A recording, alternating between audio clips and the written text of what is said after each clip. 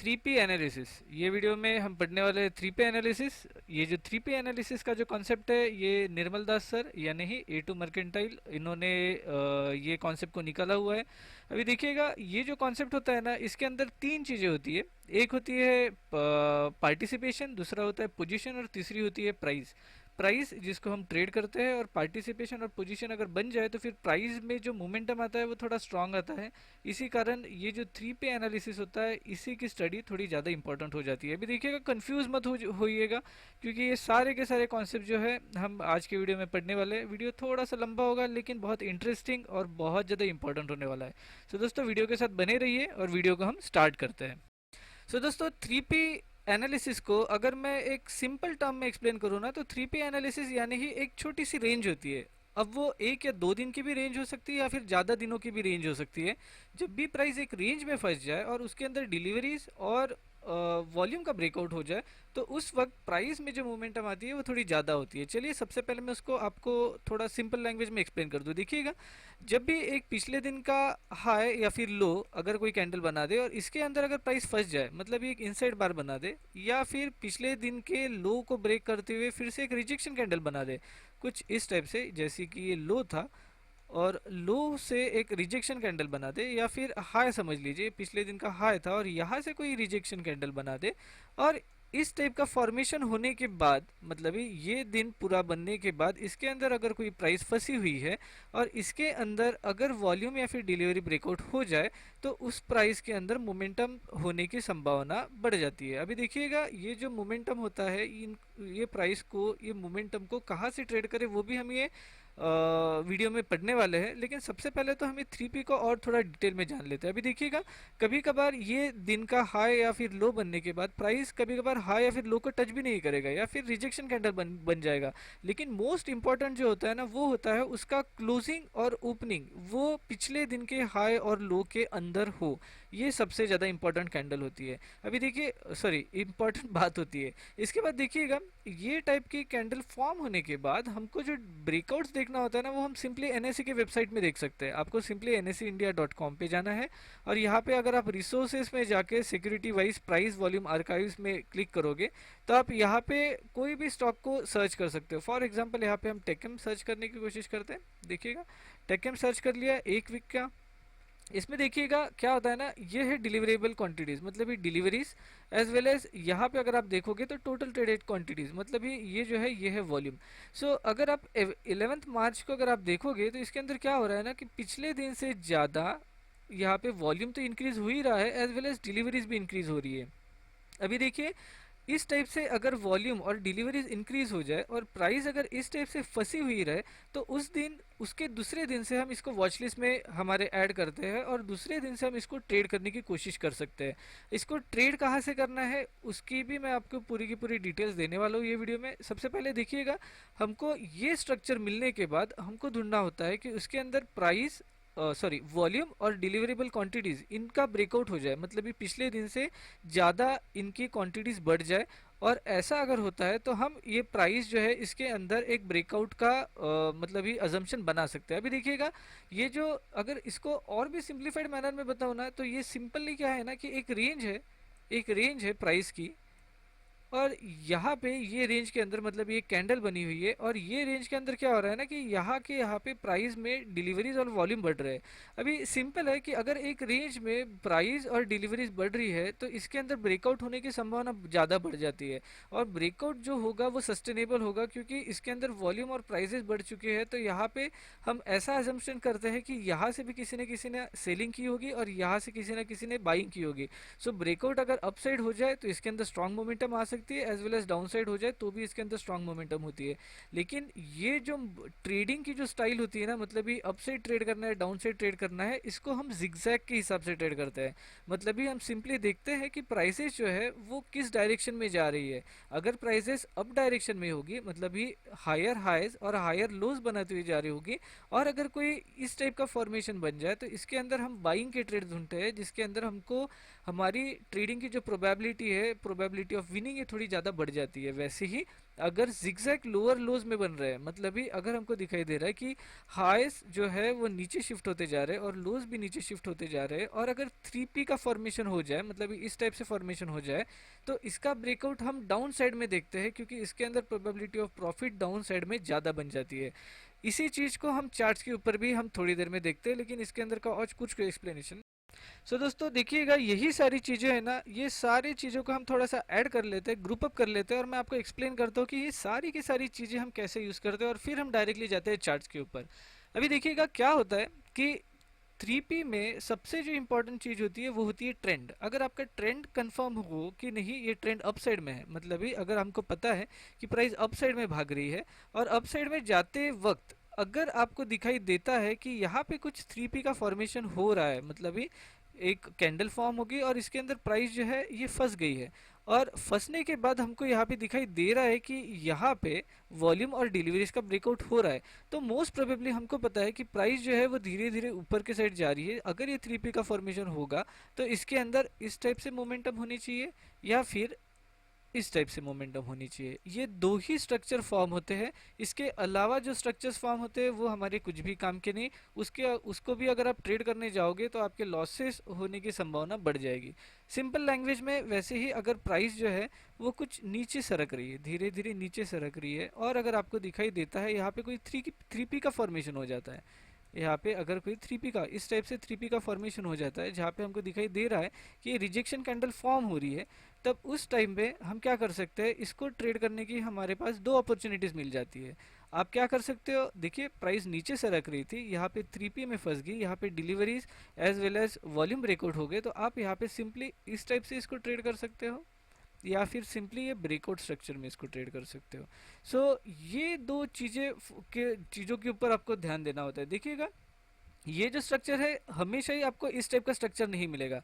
कभी कभार यहाँ पे जैसे ही ये जो प्राइस है कुछ इस टाइप से फंसी हुई है, हो सकता है कि आपको कुछ उल्टा भी फंसा हुआ मिल सकता है, प्राइस जो है ऐसी उल्टी भी फंसी हुई मिल सकती है, या फिर आपको कभी कभार ऐसा भी हो सकता है कि प्राइस ऊपर जाते जाते यहाँ पे एक इनसाइड बार ही बन जाए।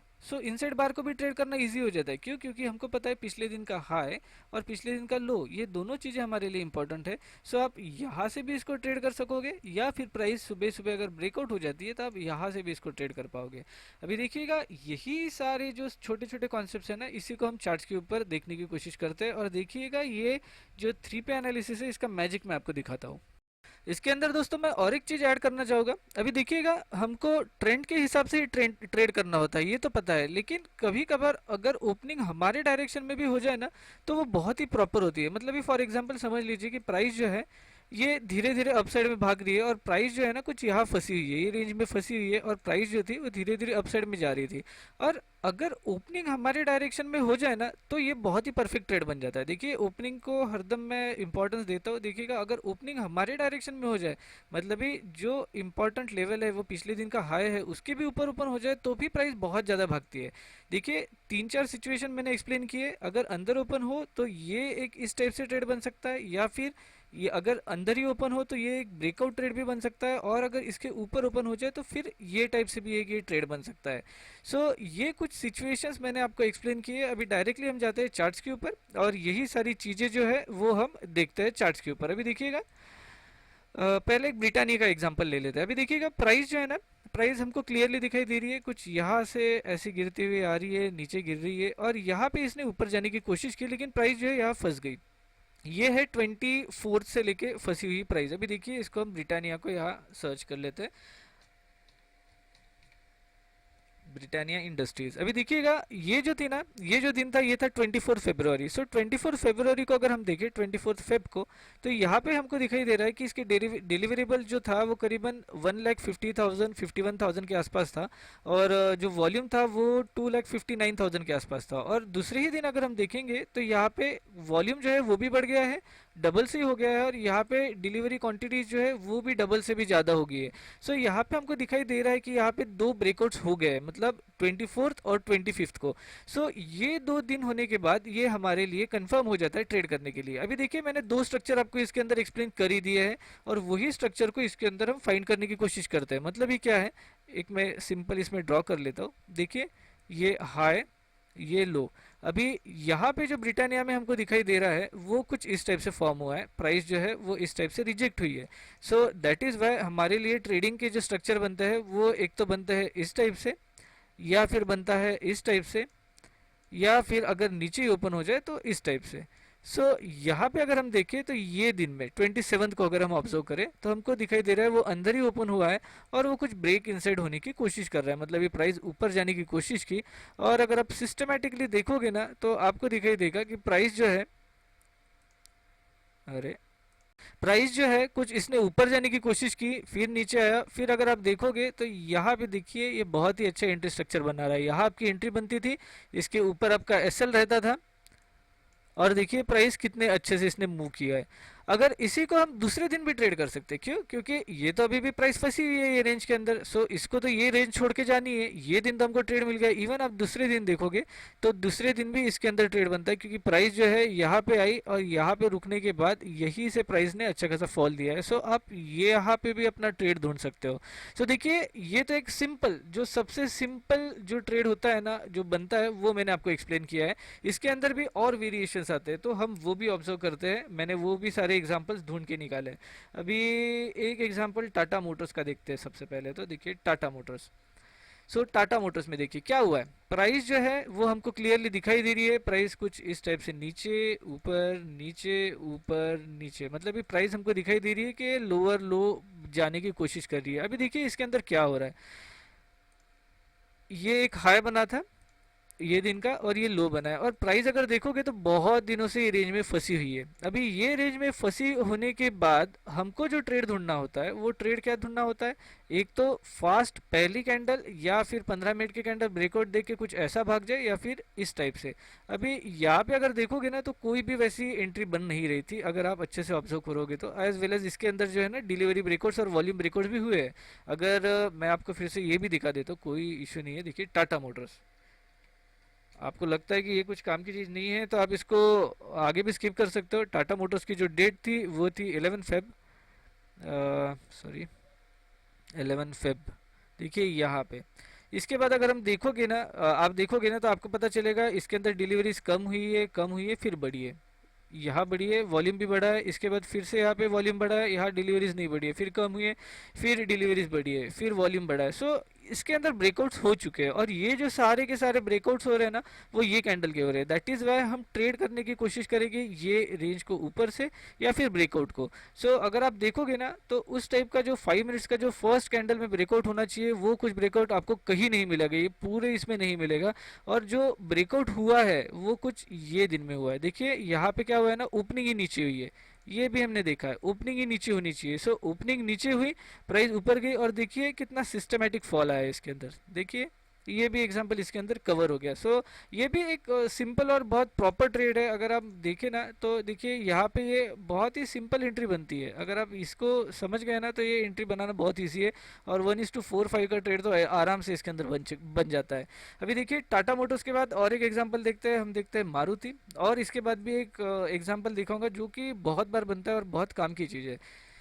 सो देखिएगा मारुति। अभी देखिए इसके अंदर क्या हो रहा है, ये बहुत इंपॉर्टेंट लेसन रहेगा आपके लिए। प्राइस नीचे से ऊपर गई, फिर नीचे आई, फिर ऊपर गई, फिर नीचे आई, फिर ऊपर गई। अभी सिंपल है कि प्राइस अगर नीचे जा रही है तो ऊपर जाने ही वाली है और ऊपर जा रही है तो नीचे आने वाली है। सो प्राइस अगर ऊपर गई है तो यहाँ से भी रिट्रेस करेगी। सो आप यहाँ पे भी आप ढूंढ सकते हो अपना सेलिंग का ट्रेड। ऐसा नहीं है, एक मिनट, ऐसा नहीं है कि आपको सिर्फ यहाँ से सिर्फ बाइंग की ट्रेड ढूंढना है। अगर बहुत प्राइस ऊपर चली गई तो आप इसके अंदर भी सेलिंग की ट्रेड ढूंढ सकते हो। अब देखिए ये प्राइस बनने के बाद आप देखिए प्राइस कितने दिनों से यहाँ पे रुकी हुई है यही कैंडल के अंदर, यहाँ पे आपको वॉल्यूम और डिलीवरी ब्रेकआउट भी आपको मिल जाएगा। सो अगर हम 5 मिनट्स के टाइम फ्रेम पे जाके देखें तो आपको पता चलेगा कुछ ये दिन में ट्रेड बनता था। अभी देखिए इसकी ओपनिंग हमारे एरिया के बाहर हुई है, मतलब ये जैसी हमको चाहिए वैसी ही ओपनिंग इसके अंदर हुई है। इसके बाद प्राइस ने ऊपर जाने की कोशिश की, नहीं जा पाई, फिर नीचे आए, और देखिएगा आप यहाँ पे कितनी सिस्टमेटिक एंट्री बनी है। आप यहाँ पे एंटर कर सकते हो, इसके ऊपर का एसएल लगा सकते हो, और देखिए प्राइस कितने अच्छे से नीचे भागी है। ये तो रिस्क टू रिवॉर्ड अभी आप ही जान लीजिए कितना हो सकता है। इसके बाद और एक एग्जांपल जो कि बहुत इंपॉर्टेंट है श्रीराम फाइनेंस का। ये क्यों दिखाना चाहता हूँ ना, क्योंकि एंट्री कभी कभार चेंज कर सकते हैं, ऐसा नहीं है कि वही रेंज के अंदर एंट्री मिलेगी। अभी देखिए यहाँ पे कुछ ये दिन था, अभी देखिए यहाँ पे हमको दिखाई दे रही है प्राइस जो है ना कुछ इस टाइप से भाग रही है, ऐसे गई, नीचे आई, ऊपर गई, नीचे आई, फिर यहाँ से ऊपर जाने की कोशिश हो रही है, और यहाँ पे जाने के बाद एक छोटा सा ब्लिप बनाया, और ब्लिप बनाने के बाद आपको दिखाई देगा कि प्राइस यहाँ फंस गई, और यहाँ फंसने के बाद ये दिन में अगर हम देखें तो वॉल्यूम और डिलीवरी दोनों का दोनों ब्रेकआउट हो चुका है। अभी ये ब्रेकआउट होने के बाद हम क्या सोचने वाले हैं, इसके अंदर बाइंग का ट्रेड ढूंढना है। और बाइंग का ट्रेड कैसे हो सकता है, एक तो यहाँ से बाय हो सकता है, या फिर इस टाइप से बाय हो सकता है, या फिर ऊपर ओपन हो जाए तो इस टाइप से। लेकिन ये भी बाय इसके अंदर मिला नहीं है, ये भी नहीं मिला है, हमको ये टाइप का बाय मिला है। और ये जो बाय है ना वो आपको ये लेवल से नहीं मिलता है, ये लेवल से मिलता है, क्योंकि कभी कभार प्राइस की मूवमेंट इतनी स्ट्रांग रहेगी कि आपको एंट्री का चांस ही नहीं मिलेगा। आपको कोई ना कोई दूसरी जगह तो ढूंढनी पड़ेगी। देखिए प्राइस यहाँ से ब्रेकआउट हुई, और यहाँ से ब्रेकआउट होने के बाद आप ये तो लेवल को ट्रेड नहीं कर पाओगे, क्योंकि प्राइस तो बहुत ऊपर निकल गई थी। दैट इज वाई आप पिछले कोई दिन के हाई लो या फिर सपोर्ट एंड रेजिस्टेंस ढूंढ सकते हो, जहाँ से प्राइस फिर से हायर हाई बना सकती है। और अगर आप देखोगे तो ये भी एक बहुत ही सिस्टमेटिक ट्रेड था। यहाँ से ब्रेकआउट हुआ, यहाँ पे रिटेस्ट किया, और यहाँ से प्राइस ऊपर भागी है। देखिए दोस्तों, ये पूरा का पूरा एक्सप्लेनेशन था 3P एनालिसिस पे, और होपफुली आपको ये वीडियो पसंद आया होगा। अगर आपने मेरे 3G एनालिसिस का वीडियो नहीं देखा होगा तो स्क्रीन के ऊपर आपको 3G एनालिसिस का वीडियो की लिंक भी मैंने देके रखी है, वो ज़रूर देखिएगा। अगेन मेरे लाइव ट्रेडिंग वीडियोस देखिएगा, क्योंकि उसके अंदर ये छोटे छोटे कॉन्सेप्ट आते रहते हैं जो कि आपके लाइव ट्रेडिंग में बहुत ज़्यादा हेल्पफुल रहेंगे। दोस्तों, ये वीडियो में बस इतना ही, और मैं मिलता हूँ नेक्स्ट वीडियो के साथ। वीडियो थोड़ा लंबा हो गया, बाय बाय।